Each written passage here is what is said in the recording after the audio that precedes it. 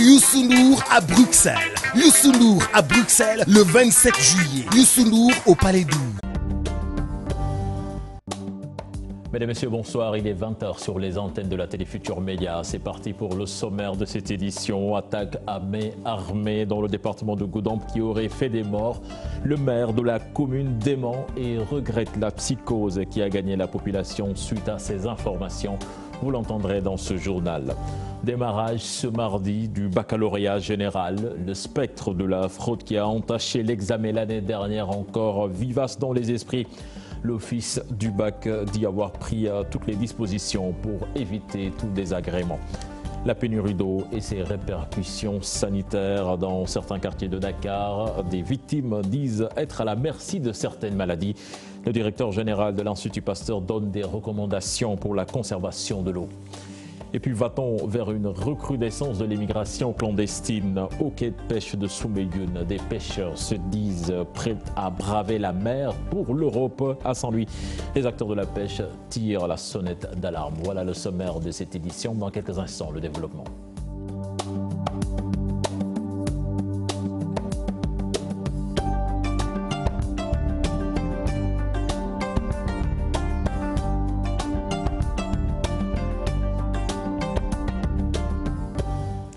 Bienvenue à toutes et à tous. Après l'annonce d'une attaque dans le département de Goudomp, une information donnée par un quotidien de la place qui met le maire de la commune dans tous ses états, Ibou Diallo Sayo, dément l'information et demande au journal de rectifier le tir. L'annonce, selon le maire, a engendré une psychose chez les populations et une patrouille de la gendarmerie dans le département. Je vous propose de l'écouter. Il est interrogé par Bakary Conté.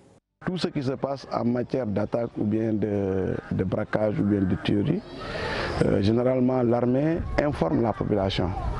Alors aujourd'hui, nous on ne sait pas par quelle alchimie on a pu créer cette information-là dans les réseaux sociaux au point d'instaurer la panique générale dans ce département de Goudomp, précisément dans la commune de Djibanar. Et je le dis et je le maintiens, il n'y a pas eu d'attaque ni de mort armée. Il n'y a ni de militaires tués, ni d'attaque à main armée. Les informations, on ne les invente pas à partir des bureaux. Les informations, on les cherche et on les traite avec beaucoup d'intelligence, avec beaucoup de diligence. Mais si on se permet aujourd'hui, parce qu'on est dans les réseaux sociaux, on se permet de dire tout ce qu'on veut, mais c'est dangereux. C'est même inquiétant pour la quiétude de notre département. Vous imaginez aujourd'hui un homme d'affaires qui devait transporter des centaines de tonnes de riz ou bien de ciment dans ce département de Goudomp qui a des commandes. On lui dit qu'il y a des attaques, on a tué des soldats, mais il peut renoncer à tout ça.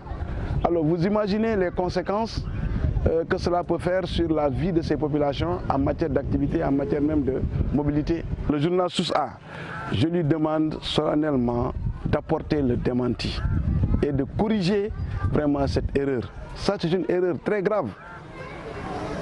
L'armée, on ne peut que leur rendre hommage, la gendarmerie, tout ce que les gens font ici comme travail pour sécuriser la population, pour accompagner la population dans ce processus de paix. Et puis démarrage ce mardi des épreuves du baccalauréat général. L'objectif principal pour le directeur de l'office du bac est de sécuriser au maximum l'examen. Sosengaï a également annoncé que des tricheurs ont été arrêtés lors des épreuves de philosophie et du baccalauréat technique. Je vous propose de l'écouter. Il est interrogé par Cheikh Diop et Mbaye Diouf. Nous avons déjà fini de transporter les épreuves sur le terrain. Pour les régions, c'est déjà fait. Et pour la région de Dakar, c'est en cours et ça va se terminer dans la journée d'aujourd'hui. Aujourd'hui, la cantine qui était fermée avec une clé, elle est maintenant avec 2 clés différentes pour nous protéger également contre les fraudes. L'outil principal pour faire de la fraude par les élèves, c'est le téléphone. Au niveau de 4 académies, l'académie de Tamba, on a eu un candidat au lycée de Koupentoum. L'académie de Dakar également au bac général, on a eu un candidat au bac technique, un autre. Matam également, on a eu un candidat au lycée, au centre lycée Ndouloumadji. Maintenant, là où c'est inquiétant, c'est l'académie de Thiès, où nous avons eu plus de 120 candidats au lycée Amarindak Sek, au bac, à la philo. Au bac technique, bon, on en a eu 3 cas également. malheureusement, bon, tous ces cas-là, on leur a appliqué le règlement, c'est-à-dire ils sont exclus. Et ils ne pourront plus non plus être candidats au bac tant que le conseil de discipline n'aura statué sur leur cas. Et puis le baccalauréat, un examen très éprouvant pour les candidats, surtout avec le stress que cela peut engendrer. Prétexte pour nous d'aller à la rencontre d'une éducatrice spécialisée. Elle s'appelle Aminata Fall.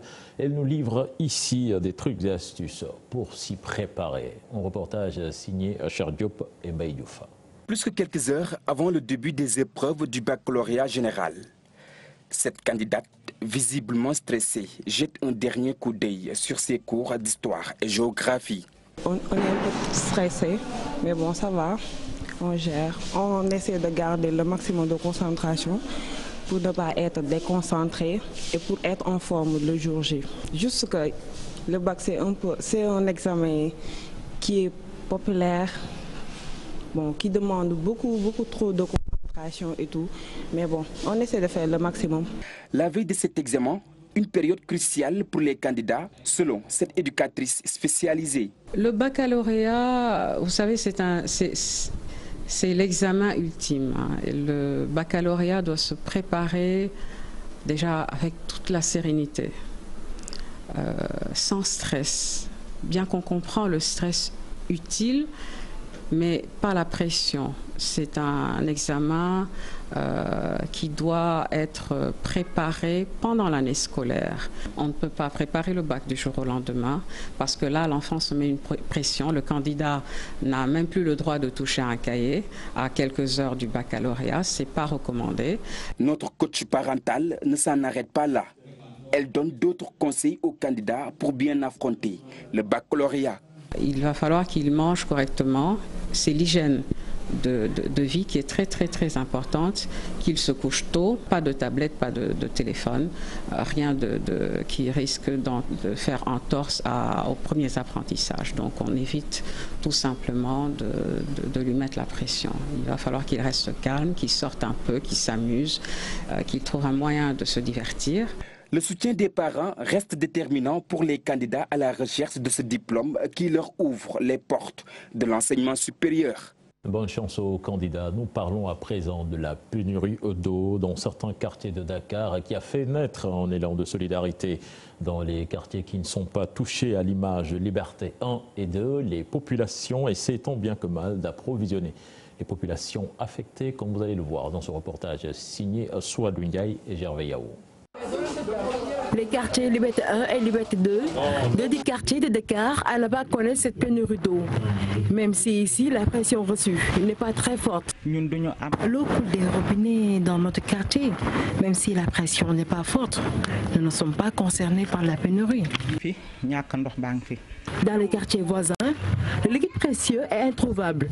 La solidarité s'impose. Liberté 3, là-bas, il y a la pénurie. Ils n'ont pas d'eau. Il y en a qui viennent de Niaritali, Grand Dakar, Sicap d'Arabis, pour venir chercher de l'eau ici à la Sicap Liberté 2. Toute la journée, les robinets sont fermés là-bas. La situation importune et indigne à la fois. Cette mère de famille n'est pas touchée par la pénurie, mais elle se dit prête à approvisionner les quartiers voisins. Ça me fait mal de voir des braves dames à la télé parler de pénurie d'eau. Franchement, ce serait bien de régler ce problème. Moi, je suis prête à aider ceux qui ont besoin de l'eau. Dans des quartiers de la capitale, la pénurie d'eau dure depuis 2 mois. À quand le retour tant attendu jusqu'ici que les dates avancées? En cette période de pénurie d'eau, forcément le paramètre sanitaire se pose. Les familles rencontrées par nos reporters disent ne pas être plutôt à l'abri de certaines maladies du fait de la qualité douteuse du liquide précieux et de sa conservation. Reportage signé Amambiram Diouf et Tierno Laurent Mendy. C'est à un rythme infernal qu'elles parviennent à se procurer le liquide précieux. On reste à regarder la télé jusqu'à 1h du matin, 2h, afin de pouvoir puiser l'eau et faire une réserve. C'est ce que nous vivons en ce moment. Nous courons toujours derrière les camions citernes et l'eau distribuée n'est pas suffisante. Tout est possible. Diarrhée, vomissement, mais là c'est juste pour prendre pour utiliser dans les toilettes et les sanitaires. À cela s'ajoute le casse-tête dans le stockage et la conservation du liquide pour s'assurer de la qualité de l'eau. La mère de famille procède ainsi. Ce n'est pas de la bonne qualité. C'est rouge et même un peu noir. Voilà, et on est obligé de mettre des comprimés pour pouvoir avoir une bonne conservation. Par exemple, 5 comprimés pour une bassine d'eau ou bien 2 couverts de javel pour une bassine d'eau. Vraiment, c'est ce que nous faisons pour avoir une bonne eau, une eau potable. C'est pas trop rassurant. On est juste obligé de prendre soin de nous-mêmes et de la santé des enfants. En ce qui me concerne, j'ai un filtre à eau, ça y est à la maison, mais je doute de la qualité de l'eau des camions citernes. On utilise l'eau quand même, mais juste pour faire la cuisine. Le commerce ne marche pas. Je peux rester 2 à 3 jours sans vendre du café Touba, faute d'avoir de l'eau. Et ma foi, la conservation n'est pas toujours des meilleures. Pour être à l'abri de certaines maladies, ces familles veulent de l'eau en quantité suffisante et de qualité. Pour l'heure, c'est dans la difficulté et l'inquiétude que ces personnes gèrent leur quotidien. Mamiram Diouf, le docteur Serigne Fall, Samb, directeur général de l'Institut Pasteur, recommande une bonne conservation de l'eau en cette période de pénurie. Il donne quelques conseils. Je vous propose de l'écouter.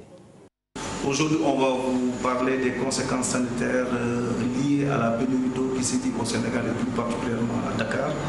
Parce que cette pénurie commence quand même à poser un problème de santé publique majeur parce qu'on commence à avoir l'apparition quand même de certaines maladies liées aux produits fécales, c'est-à-dire au manque d'hygiène des Sénégalais, les maladies diarrhéiques, le choléra, etc., etc. La conservation de l'eau commence à poser quand même un sérieux problème parce que déjà, vous voyez les sources d'eau, les gens quand même puisent de l'eau n'importe comment. Donc pour la conservation de l'eau, il est recommandé quand même d'abord la source, que ce soit de l'eau potable, le transport dans un récipient quand même indiqué et la conservation quand même dans d'excellentes conditions. Si vous doutez quand même de la qualité de l'eau, essayez souvent de désinfecter. Il y a des comprimés destinés à cela et vendus dans le commerce. Sinon, essayez de javeliser l'eau. Au-delà du retour à la normale, il faut un secteur hydraulique performant pour ne plus connaître ce genre de problème. C'est du moins l'avis de Banda Diop. Le maire de la Patte d'Oie invite les autorités en charge du secteur à trouver la solution. Je vous propose de l'écouter. Moi, personnellement, je ne pense plus être dans les dispositions de me fier aux dates. Aux dates qui sont avancées surtout par les techniciens ou bien par les spécialistes du secteur. Moi, je pense que c'est une question qui est devenue récurrente et pour laquelle question il faut apporter des solutions urgentes. Les camions citernes ne suffisent pas et pour moi, malheureusement, c'est pour la qualité, en tout cas de l'eau même dans les citernes. Déjà, la qualité est très défaillante au niveau du robinet, à certaines heures tardives. Maintenant, la qualité même de l'eau stagnante dans des citernes pourrait constituer des niches, en tout cas de menaces de la santé publique.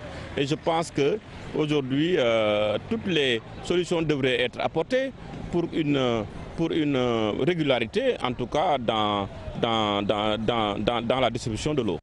Je vous l'annonçais dans les titres de cette édition, 125 Sénégalais repêchés ce week-end par les gardes-côtes mauritaniennes. Une situation qui remet à la surface le phénomène de l'émigration clandestine. En tour au quai de pêche de Soumbédioune nous apprend que les jeunes pensent toujours à braver la mer pour se rendre en Europe. C'est un reportage signé Al-Hassan Ba et Yafaraba.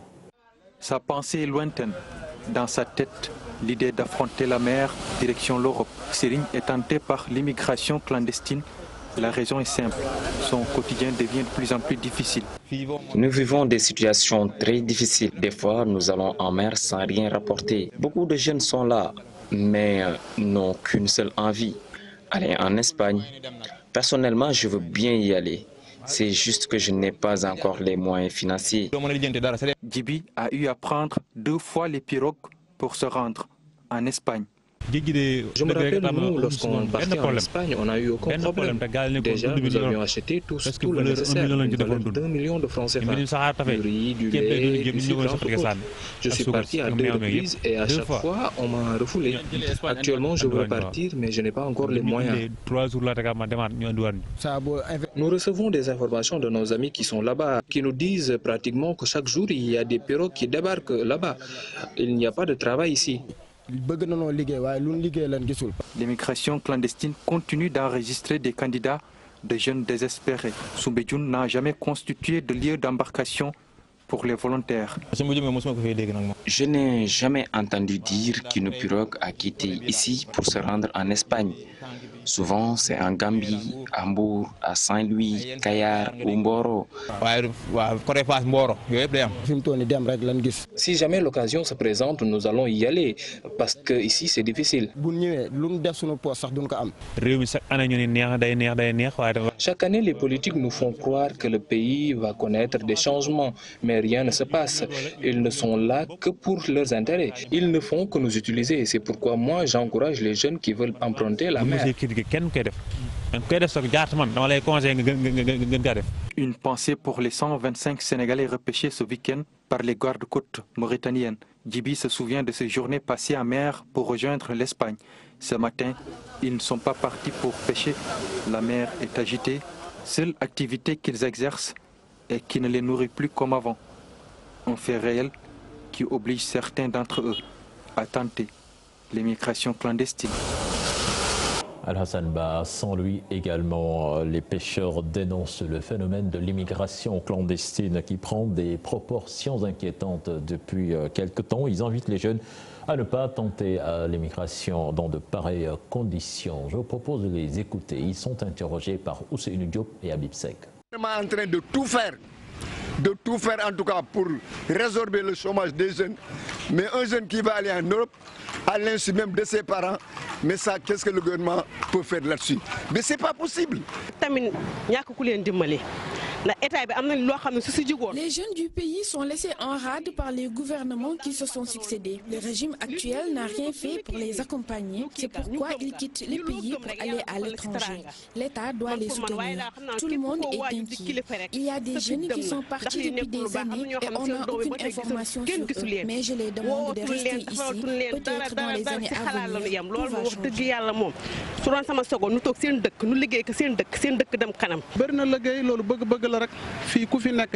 Il faut que les jeunes restent dans le pays. C'est un choix pour les jeunes d'aujourd'hui de partir à l'étranger. Mais il faut le faire dans les conditions légales. Vraiment, je les appelle à prendre toutes les mesures avant d'aller dans les autres pays européens.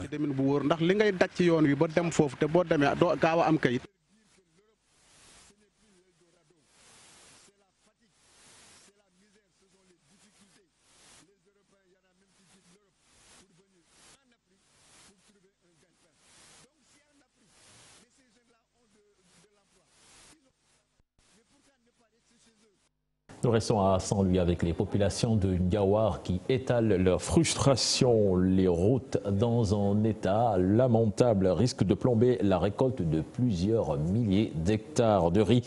L'accouchement des femmes également un véritable problème. Les détails dans cette correspondance signée Ousseynou Diop et Habib Seck.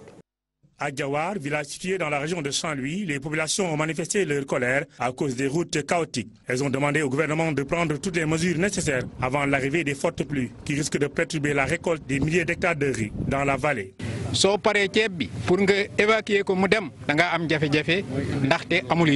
Dans ces localités de la région nord, les producteurs attendent des milliers de tonnes de riz de paddy, mais ils risquent de faire face au problème des routes défectueuses qui forcément va freiner la commercialisation de leur production. C'est des milliards qui seront perdus en période de récolte. Des milliards qui seront perdus à cause d'un manque de pistes. Maintenant, il ne s'agit pas de réclamer des pistes. Nous voulons des routes goudronnées.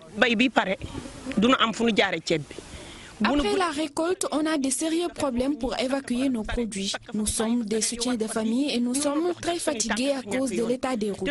La nuit, les femmes traversent difficilement les routes qui mènent vers le village de Ndiawar. Et ça, c'est pas du tout normal. Nous demandons au chef de l'État de prendre toutes les mesures nécessaires. Pendant la saison des pluies, les femmes sont également confrontées à d'énormes difficultés, surtout pendant les 9 mois de grossesse. Il y a quelques jours, une dame du nom de Rokhaya Diop a perdu la vie sur la route. Elle était sur le point d'accoucher, mais à cause de la route chaotique, elle a perdu la vie. Vraiment, nous vivons des moments difficiles dans ces localités.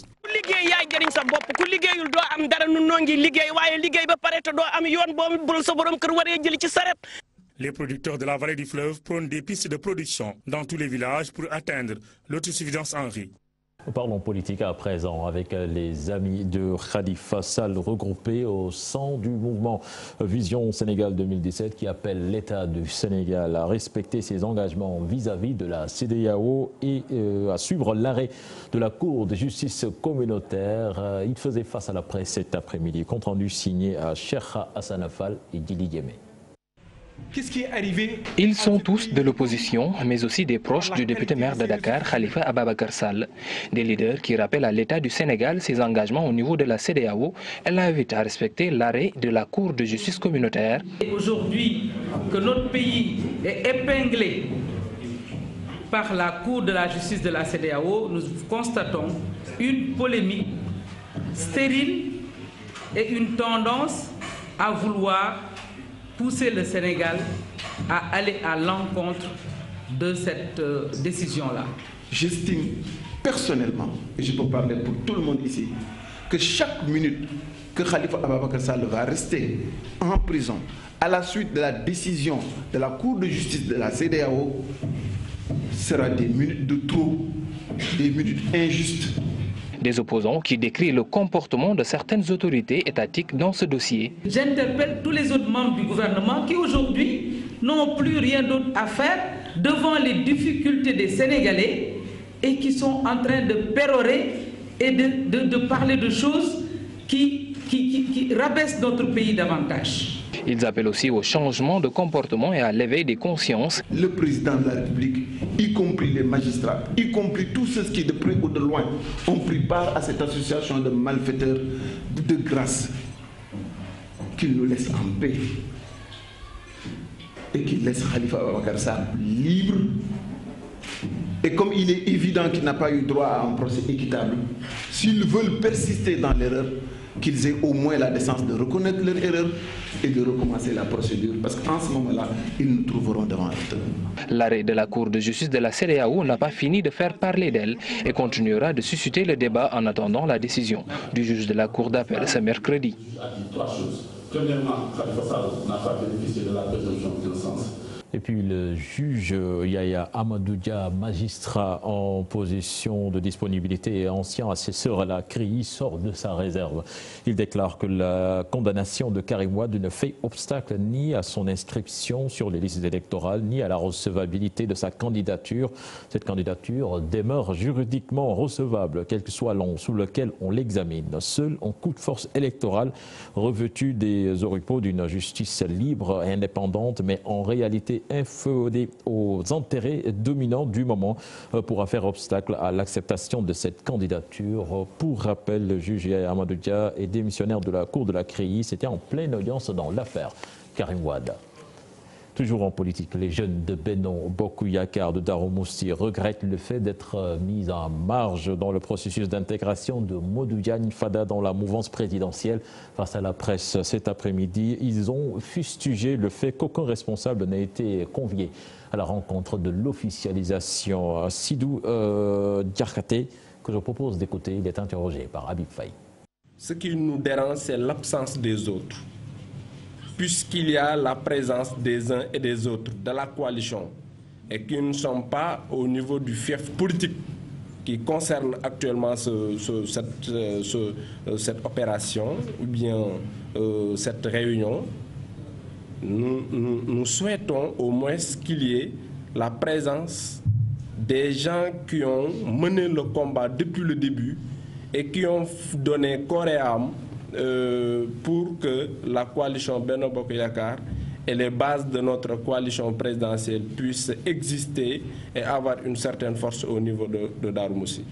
Et puis le mouvement du président Ensemble pour le Sénégal se félicite de l'autorisation de la marche de l'opposition vendredi dernier. Mamadou Salif Sow et les responsables de l'APR à Kolda disent travailler pour réunir suffisamment de signatures pour le parrainage du candidat Macky Sall. Propos tenus ce week-end lors d'un meeting de présentation, c'est lors d'un meeting en présence plutôt des ministres de l'Emploi et de la Communication. Les détails dans cette correspondance signée Abdoulaye Diallo. Dans toutes les démocraties modernes, le système de parrainage permet aux citoyens de choisir leurs dirigeants. Ce sont en substance les mots de Mamadou Salif Sow, responsable politique de l'APR à Kolda et président du mouvement de soutien Ensemble pour le Sénégal. Dans toutes les démocraties modernes, le système de parrainage permet à des citoyens de choisir ceux ou celles qui vont le diriger. Et ça, c'est extrêmement important.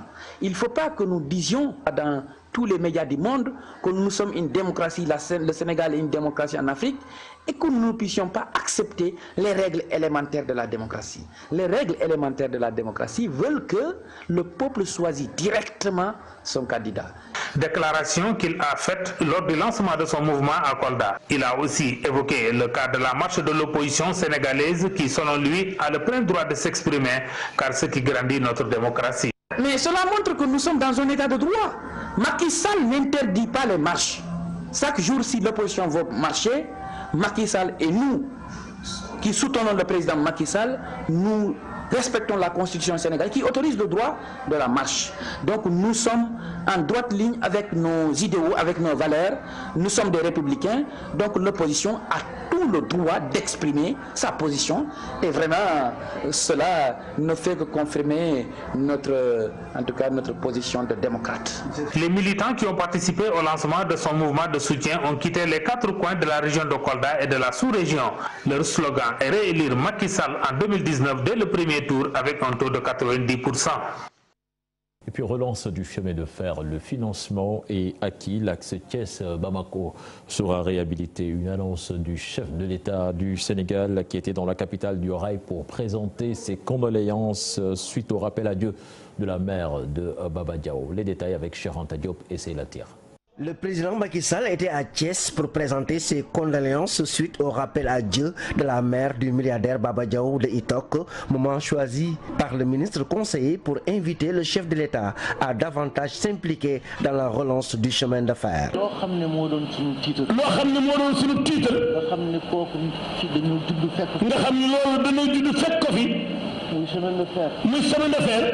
Le chemin de fer était une fierté pour tout Thiessois, monsieur le chef de l'État. Vous savez, le chemin de fer a beaucoup contribué à booster l'économie de la capitale du rail. Nous vous demandons encore une fois de plus de penser à la relance du chemin de fer. Le chef de l'État, Macky Sall, très sensible à la sollicitation de Baba Diao et de certains cheminots, a fait comprendre qu'il y a un projet de relance du chemin de fer dont le financement est déjà acquis et que sous peu de temps, cette relance sera effective.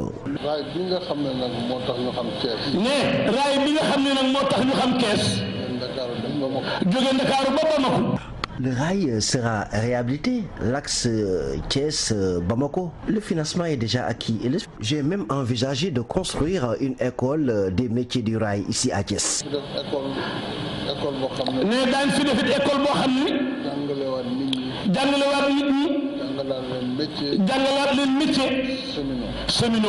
Les militants de Benno Bokk Yakaar étaient venus de partout pour réserver un accueil digne de son nom au président Macky Sall et à la forte délégation qui l'accompagne. Et puis cet incendie à la Médina avec des ateliers de menuisiers qui ont pris feu, des armoires, salons, salles à manger, tout y est passé. Les victimes qui venaient d'être relogées sur les lieux demandent de l'aide aux autorités. Pape Farani. Il ne reste que ces ruines après l'incendie qui s'est déclaré hier dans les ateliers de menuiserie de la Médina. Plusieurs millions sont partis en fumée. 10 salons et tables à manger. 10 salons, des tables à manger, des chambres à coucher, des éponges, bref, des millions, on ne peut même pas les calculer. Mais l'immordal. Moi, j'ai perdu 3 salons et des chambres à coucher. Mon ami aussi a perdu 4 salons à lui. Avec cette pénurie d'eau, difficile pour eux de trouver les liquides précieux pour circonscrire le feu. Avec des sapeurs-pompiers arrivés tardivement sur les lieux. Les sapeurs-pompiers sont venus tardivement. C'était difficile d'éteindre le feu car on n'avait pas de l'eau avec nous. Les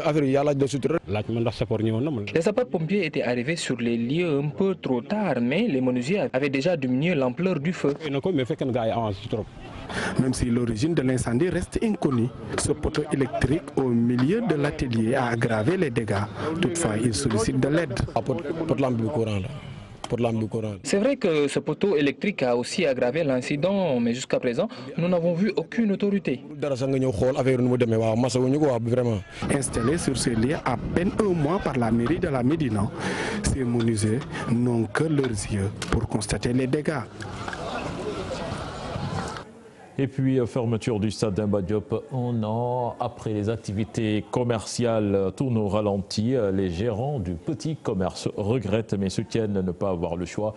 Ils souhaitent que les autorités compétentes accélèrent les procédures pour une réouverture du stade. Un reportage signé sur place, Maïmouna Ndiaye.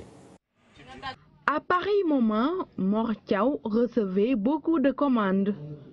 Avec la fermeture du stade Demba Diop, rien ne marche comme avant. Chaque jour, les clients se font rares du fait de la fermeture du stade.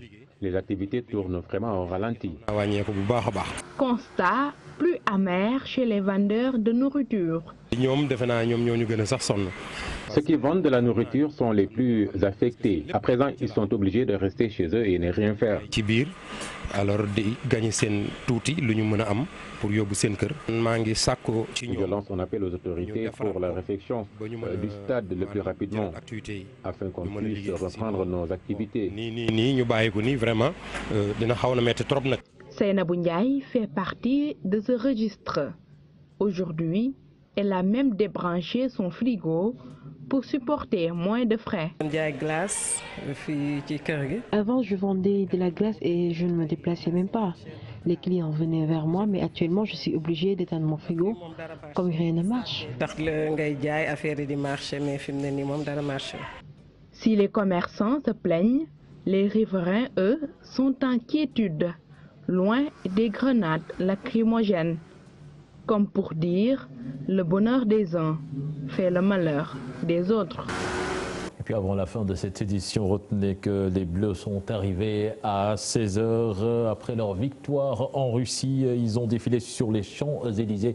Sur ces images de notre correspondant à Paris, Ibrahima Kamara, une liesse populaire historique comparée à l'accueil du général de Gaulle à la Libération et le défilé des Bleus en 98. Mbappé et compagnie ont été ensuite reçus au palais de l'Élysée par le président Emmanuel Macron. Voilà, c'était tout pour ce 20h. Prochain rendez-vous pour l'information, ce sera à 0h avec le tout en images. Excellente suite de programme en compagnie de la Télé Futurs Médias. Au revoir.